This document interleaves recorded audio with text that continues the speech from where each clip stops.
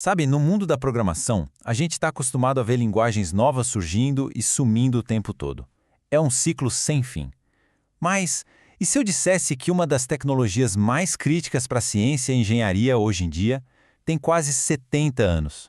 Pois é, hoje a gente vai desvendar o surpreendente poder de permanência do Fortran.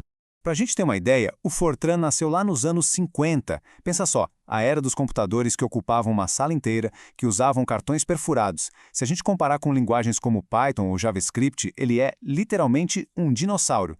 Então a pergunta que fica é, como é que ele sobreviveu? Essa é a grande questão, né? É meio doido pensar nisso.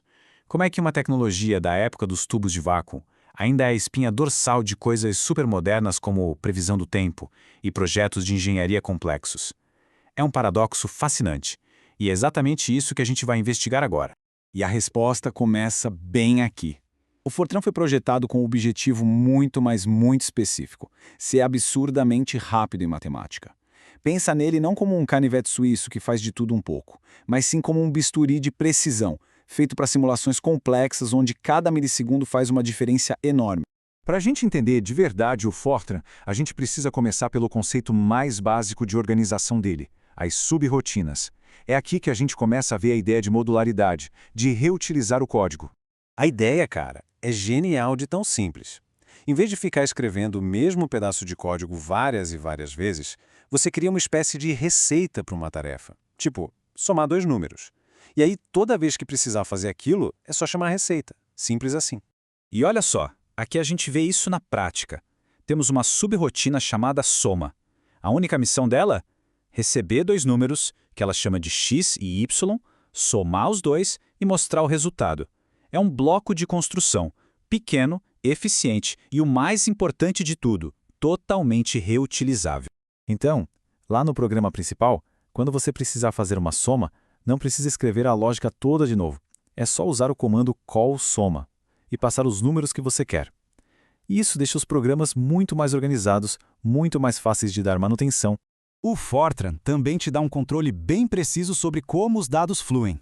Com o intent in, você está dizendo que um dado é um ingrediente que entra na receita. Já com o intent out, você está especificando que a subrrotina vai entregar um prato pronto, ou seja, um resultado que vai ser usado em outra parte do programa. Beleza, com esses blocos de construção na cabeça, vamos agora para o coração do Fortran, para o motivo pelo qual ele ainda é tão relevante: o seu poder matemático simplesmente incrível.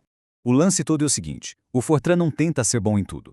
Ele foi desenhado desde o primeiro dia para ser um especialista em processar números, e nisso ele é excepcionalmente rápido e eficiente. E para fazer ciência, para fazer engenharia, não tem como fugir das matrizes. Pensa nelas como se fossem planilhas gigantes, tabelas enormes de dados. O Fortran foi feito para manipular essas estruturas de forma nativa de um jeito extremamente veloz.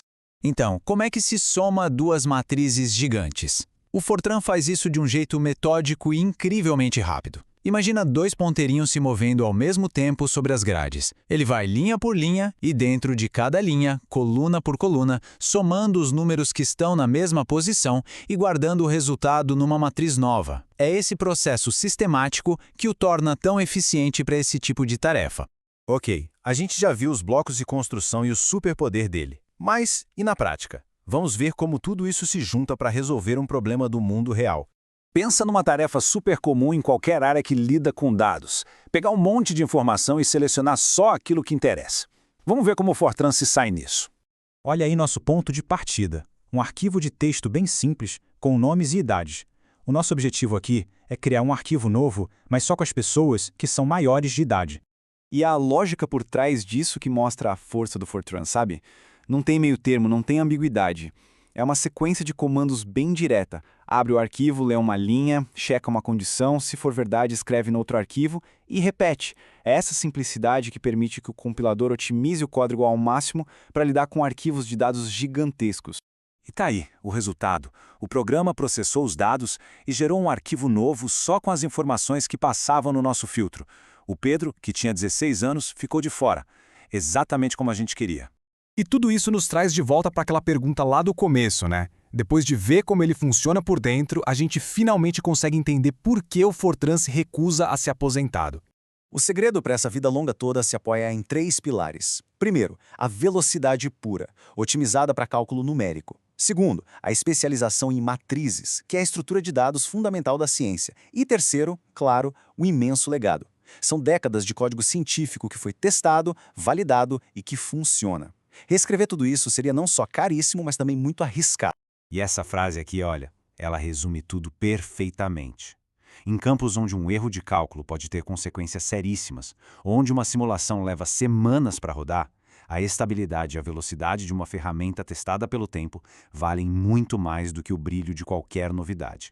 E isso deixa a gente com uma reflexão final. A história do Fortran nos ensina uma lição que vai na contramão de quase tudo que a gente ouve na era da inovação constante. Às vezes, a tecnologia mais duradoura não é a mais nova, nem a mais flexível, mas sim aquela que se especializou em fazer uma única coisa de forma excepcional. Uma lição que, se a gente parar para pensar, vale para muito além do mundo do código.